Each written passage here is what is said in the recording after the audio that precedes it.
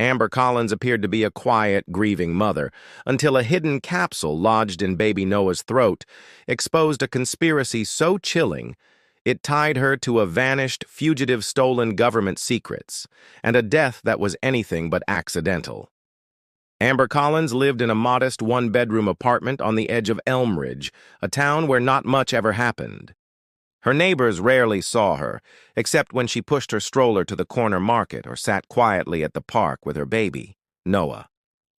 He was 6 months old, a tiny, smiling boy with a soft giggle and wide eyes that seemed to watch the world with innocent wonder. That morning, just after sunrise, Amber made a call that would shake the entire town, her voice trembling, almost too frantic to understand. She told the dispatcher her baby wasn't breathing. Moments later, sirens pierced the still morning air as paramedics rushed to the scene. Inside the apartment, chaos met the first responders. Noah lay on the living room floor, lifeless. His skin was pale, his lips had turned an alarming shade of blue, and there was no sign of breath. Paramedics performed CPR, attempted intubation, and administered oxygen, but nothing seemed to work. One of the paramedics, a seasoned veteran named Jack Monroe, noticed something strange. As he tried to open the baby's airway, he felt an unnatural obstruction. It wasn't soft like mucus, and it didn't move with suction. It was something hard, wedged deep in the baby's throat. But there was no time to investigate further. With every passing second, hope faded. At the hospital, doctors officially declared Noah dead. His tiny body was placed under observation until an autopsy could determine the cause. Amber sat in the waiting room, face buried in her hands. To staff, she looked like any other grieving mother. But for Jack Monroe, the image of that strange blockage stayed in his mind like a shadow. He reported it to the attending physician, who agreed that it sounded unusual. The case, already tragic, took on a darker tone. Detectives arrived shortly after, not because they suspected a crime, but because the situation was just odd enough to warrant a second look. A healthy baby dying without any sign of illness or trauma, combined with a report of a possible foreign object in his airway, was more than enough to raise a red flag. They asked Amber a series of questions. She claimed Noah had been sick for a few days, maybe teething, maybe congested. She said she had been about to call the doctor when she noticed he wasn't breathing. Her answers seemed rehearsed, flat, disconnected. Back at the coroner's office, the medical examiner prepared for a routine examination. But even before the scalpel touched skin, a mystery had already begun to unravel. What had caused the obstruction in Noah's throat? Why would a mother not notice her child struggling to breathe? And why did something about the entire situation feel manufactured? Elmridge had never seen a crime like this. But now, its police force was on the brink of discovering a chilling secret, one that had been deliberately hidden inside an infant's body. What started as a simple 911 call was quickly spiraling into something far more disturbing than anyone had expected. The autopsy began under routine protocols, but Dr. Lauren Patel sensed early on that this case would be anything but ordinary. She had performed hundreds of infant autopsies over her 15-year career, and most followed a predictable pattern, either sudden infant death syndrome, congenital defects, or accidental causes. But the report from the EMT about a foreign object lodged in the baby's throat demanded immediate attention. As she made the initial incision and began a detailed internal examination of the airway, her tools met unexpected resistance. Deep within the trachea, far beyond what would normally be reachable without surgical tools, she discovered a plastic capsule tightly wedged against the larynx. Dr. Patel carefully extracted the object, noting its smooth, manufactured surface. It was cylindrical, no longer than a small battery, and sealed shut. She opened the capsule with sterilized instruments and found something that stopped her cold, a roll of tightly packed paper strips, each filled with numbers, codes, and what appeared to be fragments of maps.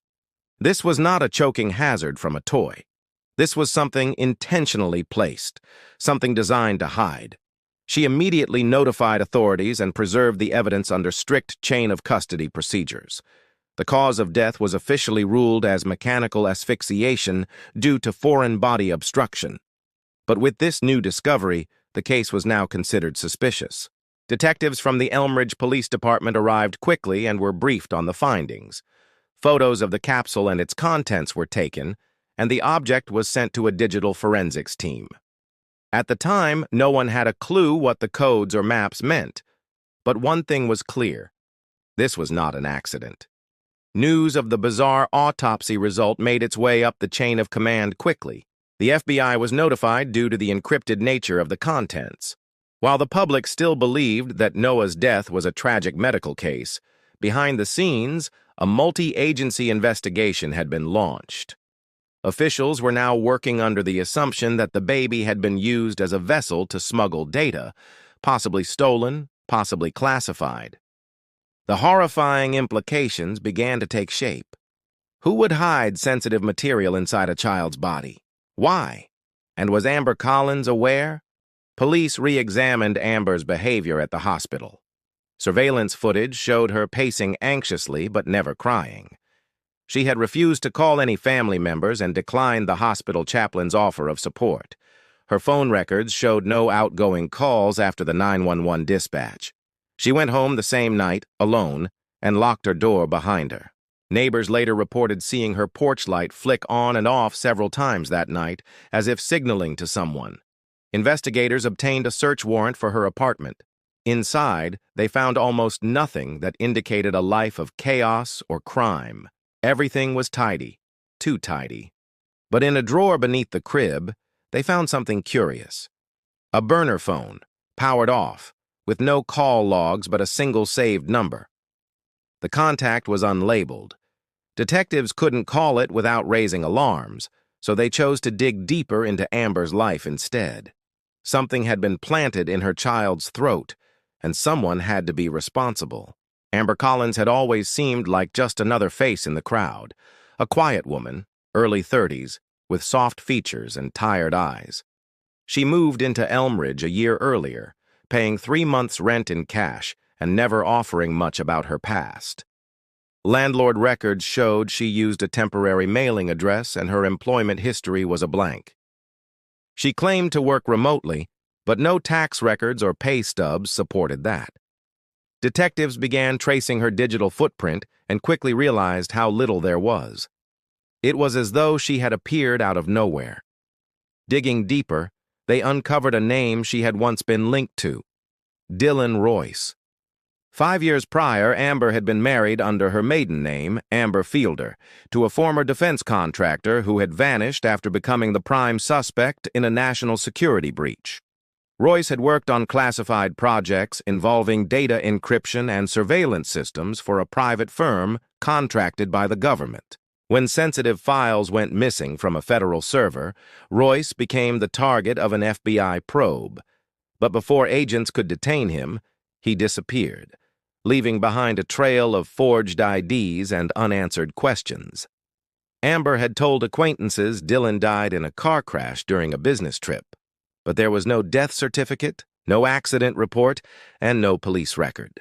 Surveillance from a gas station near the couple AS' former home showed Dylan purchasing supplies the day after his alleged death. That was the last confirmed sighting. Investigators now believed Amber had helped him disappear and had likely been living under an assumed identity ever since. The capsule in baby Noah's throat was no longer a standalone mystery. It was part of a much larger puzzle. The encrypted codes found inside the capsule were passed along to federal cybersecurity analysts. They quickly identified parts of the data as belonging to stolen military blueprints and surveillance schematics that had been missing since Royce vanished. It was now confirmed. The data Dylan had taken was being stored in an impossibly secure place: his own child. Somehow, he had transferred the sensitive material into a device, hidden it in a sealed capsule, and it ended up lodged in Noah's body. Whether this was done before or after the baby's death remained unclear. As agents reviewed Amber's activity in the weeks leading up to Noah's death, several patterns emerged. She had made 3 late-night trips outside the county, each time turning off her cell phone. She had received several large wire transfers from overseas accounts under random aliases, and she had purchased surveillance equipment through online vendors. It became clear she was more than a passive participant. But there were still missing pieces. If Amber had been working with Dylan, where was he now? Why use a baby to store something so dangerous? And most disturbing of all, had she always intended to retrieve it, no matter the cost? Investigators began to suspect that Noah's death might not have been an accident at all. What they were dealing with was no longer just a case of stolen information. It was a betrayal, wrapped in the illusion of motherhood. The investigation intensified as federal agents joined forces with local detectives determined to uncover the full scope of the operation. The capsule found in Noah's throat had been an unexpected key, and when the contents were decrypted, they revealed more than just sensitive documents. Embedded within the codes were GPS coordinates, precise down to the 4th decimal. They led to a rented storage unit on the outskirts of the neighboring city, registered under the alias Janet Voss. The lease had been paid in cash for over a year, and the name had no digital trail. But when officers arrived to inspect the unit, what they found changed the direction of the case entirely. Inside the storage unit was a single metal shelf stacked with nondescript black cases, a large duffel bag, and an outdated desktop computer sealed in plastic wrap. The air inside was stale, undisturbed for months. Forensic teams moved in, photographing everything and cataloging each item. The computer, once powered and decrypted by experts, held files believed long lost, classified schematics of government surveillance infrastructure, names of confidential informants, and evidence of deep state counter-operations. Every document connected directly to the data stolen by Dylan Royce. Also inside the unit was a collection of photographs, printed and labeled with dates and locations. Most of the photos were of Amber and Noah in various places around Elm Ridge, captured from a distance. These weren't family pictures, they were surveillance shots. Someone had been watching them carefully, methodically. But Amber couldn't have taken them. Several of the timestamps showed her and Noah inside their apartment. At the same time, the photos were taken from outside. That raised a new, more terrifying possibility. Someone else had been involved all along, someone who had never stopped monitoring their every move. Within a week, security footage from multiple gas stations and traffic cameras was reviewed, revealing the same unidentified man appearing near Amber's apartment and outside the storage unit. He never interacted with anyone, never used a phone or card, and always kept his head down. But the same figure was seen the night Noah died, lingering in the alley across from Amber's apartment for nearly 3 hours. Facial recognition software failed to identify him. It was as if he didn't exist in any database. As authorities tried to determine his identity, attention returned to Amber. Confronted with new evidence, she remained silent, refusing to speak even under the weight of mounting charges.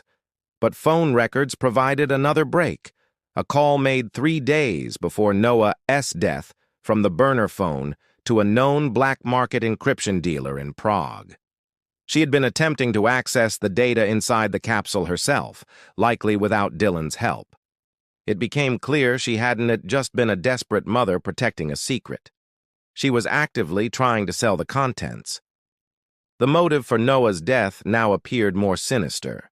Authorities suspected that when Amber failed to extract the capsule cleanly, panic set in and the baby suffocated. The so-called accident was now looking more like a botched recovery mission. All signs pointed to one conclusion. Amber wasn't just hiding a secret. She had been trying to cash in on it.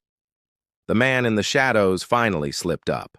A traffic camera on a rural highway, miles from Elm Ridge, captured a partial plate on a rusted SUV linked to the same individual seen surveilling Amber's apartment. The vehicle was traced to a cabin deep in the woods, registered under yet another fake identity. When law enforcement agents surrounded the property, they expected a confrontation. Instead, they found Dylan Royce, unarmed, gaunt, and expressionless. He didn't resist. He didn't speak. He only handed over a worn notebook and a flash drive, then sat down silently as they placed him in cuffs. The notebook held his confession, neatly written, line after line.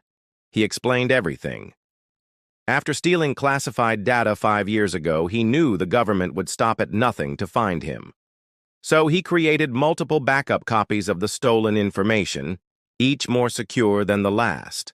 The most important version was transferred onto a digital microdrive, encased in a waterproof capsule. When Amber became pregnant, Dylan made a decision so extreme it bordered on madness. He believed no one would ever suspect a baby of hiding the data. He waited until Noah was born then, during a private home procedure with equipment sourced from the dark web. He implanted the capsule in the infant's throat cavity behind a tissue fold, close enough to hide far enough to avoid detection under basic scans. His plan was always to return for it once the pressure died down. But Amber, once a loyal partner, had grown tired of living off-grid. She wanted out. Their relationship fractured. She took Noah and vanished, leaving Dylan to disappear into the forest, hiding from both the government and those who had offered money for the stolen data. Months passed, then years. But when he finally tracked her to Elmridge, it was too late. Dylan admitted he had been watching her for weeks, trying to decide whether to make contact or wait until she attempted to extract the capsule herself. But when Noah died, everything unraveled. He hadn't intended for the child to be harmed. In his warped mind, it was never supposed to end like that. His silence wasn't guilt. It was grief. Amber's story fell apart under questioning. When shown Dylan's written confession, she broke down, but claimed she never knew the full extent of what was hidden inside her child. However, evidence contradicted her. The call to the foreign encryption dealer, the cash wire transfers, and the burner phone pointed to someone actively attempting to exploit the information. She was charged with conspiracy to commit espionage, obstruction of justice, and criminal negligence leading to the death of a child. The case gripped national headlines. Commentators debated whether Amber was a victim, a villain, or both. Dylan Royce was sentenced to life without parole. Amber received 25 years. Noah's funeral was small, attended by a few social workers and nurses who had once cared for him. No family, no visitors, just a quiet grave beneath a nameless tree, hiding a tragedy born from secrets too dangerous to stay buried.